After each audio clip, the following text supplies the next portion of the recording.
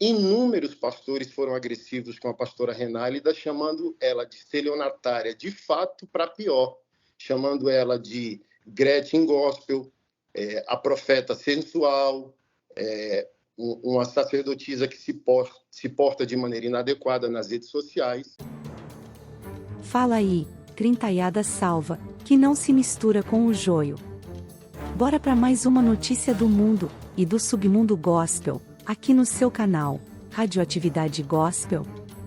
Se você tiver coragem de saber, nós temos coragem de contar. Sai da frente, Satanás! A bomba radioativa desta vez foi em uma audiência judicial virtual, entre o pastor Anderson Silva e a pastora Renálida, conhecida como pastora do Pix. A pastora Renálida levou o pastor Anderson Silva à justiça. Diante da juíza, o pastor Anderson criticou fortemente, e sem piedade, a pastora do Pix, chamando-a de Gretchen Gospel, a profeta sensual, e uma sacerdotisa inadequada nas redes sociais. Todos sabem que Renálida é a pastora que mais ostenta nas redes. Não apenas ostenta, mas também sensualiza e pede contribuições em troca de milagres. A pastora moveu um processo contra ele, e houve uma audiência online, onde o pastor Anderson foi incisivo, e sem se intimidar diante da juíza, ele expressou tudo claramente. A pastora Renálida fala sobre o objeto teológico, algo que não me dá prazer em discutir diante de Vossa Excelência. Representa uma geração de falsos sacerdotes, explorando a fé das pessoas, disse o pastor. A advogada da pastora Renálida, visivelmente deslocada, mal conseguia concatenar as ideias e enquadrar o pastor Anderson.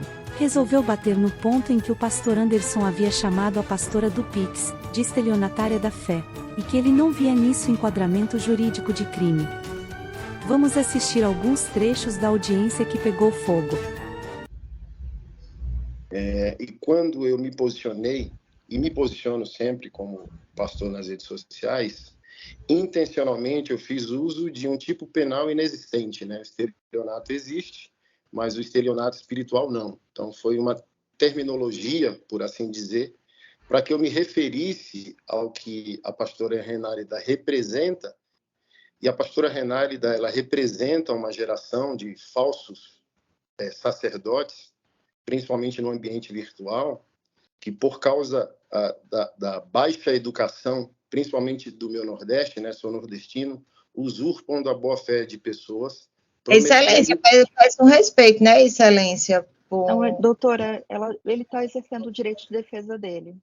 Mas não está sendo defesa. Eu não posso cercear. Ah, tudo bem. Principalmente pelo baixo nível de educação do nosso povo nordestino, usam da fé, prometendo aquilo que o sagrado não prometeu, prometendo aquilo que Deus não prometeu, em benefício próprio. Não apenas eu, mas inúmeros pastores, se as excelências assim pesquisarem, né, doutor Pedro, ou a senhora também, vai perceber que eu não fui o único, e eu fui o mais ameno, porque a minha exposição, ela não feriu a dignidade humana de Renálida. Ela questiona uma suposta sacerdotisa espiritual. Então, toda a minha conduta não foi para ferir a individualidade, né, dela, como pessoa, como cidadã. É um pastor questionando outra pessoa que se diz pastor. Inúmeros pastores foram agressivos com a pastora Renálida, chamando ela de estelionatária, de fato, para pior, chamando ela de Gretchen Gospel, a profeta sensual, uma sacerdotisa que se porta de maneira inadequada nas redes sociais. Por exemplo, acredito que ela está divorciou do marido dela esse ano passado, mas se as excelências pesquisarem os vídeos dela no YouTube, os vídeos dela são pautadas em quê? Promessas em nome de Deus. Faça um voto com Deus, por exemplo. Qual é a sua idade? Sua idade é 40 anos? Você vai fazer um voto com Deus de R$40 e a promessa vai se cumprir. Então, eu, como pastor, questionei, Deus está recebendo esse dinheiro que você está supostamente extorquindo do cidadão brasileiro, e as pessoas colocavam esse dinheiro, se for pesquisado isso aqui no processo, no CPF dela ou do ex-marido dela. Então, tem uma moça que me procurou dizendo, eu quero de volta o meu Pix, que você prometeu uma promessa e não se cumpriu, Deus não fez. Então, quando eu questiono de estelionato espiritual, eu não estou falando do estelionato típico do nosso ordenamento, eu estou dizendo isso é uma fraude. Num país sério, isso é um tipo de fraude e, na minha abordagem, é uma fraude espiritual, porque ela não é vizinha de Deus, ela não mora com Deus para dizer, olha, faça um Pix aqui com a sua idade, R$70, 70 anos é a sua idade, R$70 é seu Pix e Deus vai fazer. Uma pergunta, Bruno. Ao falar, você falou aqui, Anderson, desculpa. Eu só gostaria de saber de você, ao reportar essa frase, estelionatária da fé, e você também já explicou que você quis passar todo o comportamento da pastora para o seu público, mas não se enquadra, na sua opinião, não se enquadra em nenhum tipo penal. Mas os seus seguidores, o público, os ouvintes, as pessoas, o que você acha que iriam passar na cabeça delas acerca da pastora? Excelência, pela ordem. Excelência, o que o público vai achar a respeito da fala do senhor Anderson não é objeto do processo. Questione sobre fatos, por favor, doutora.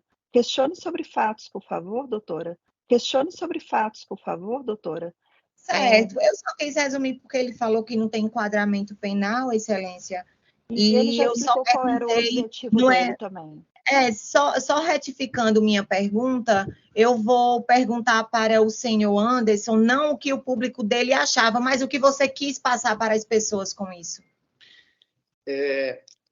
Toda a Bíblia ela é embasada no confronto dos profetas do Antigo Testamento, dos apóstolos do Novo Testamento e do Senhor Jesus Cristo.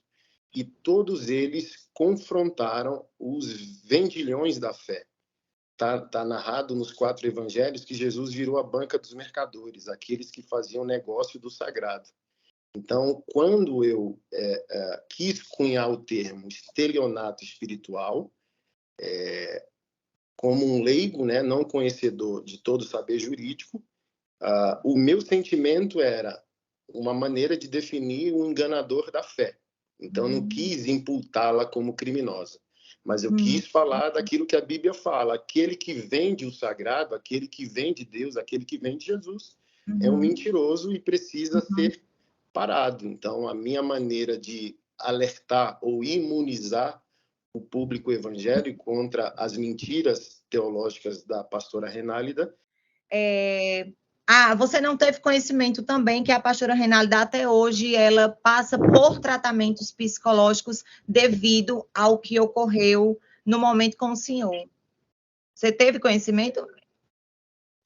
Como eu disse, né? Eu fui um dos pastores críticos dela, mais ameno e mais educado de todas as abordagens, porque ela é exposta e ridicularizada por tantos outros homens e mulheres que não tiveram a dignidade de respeitá-la. Então, obviamente, eu não sou o fundamento e o elemento de um possível adoecimento. Eu penso também nas consequências. Quantas pessoas enganadas foram pelos seus falsos ensinos e continuam adoecidas nas suas vidas, relacionamentos e falsas promessas. Então, os efeitos colaterais a gente não tem domínio, né?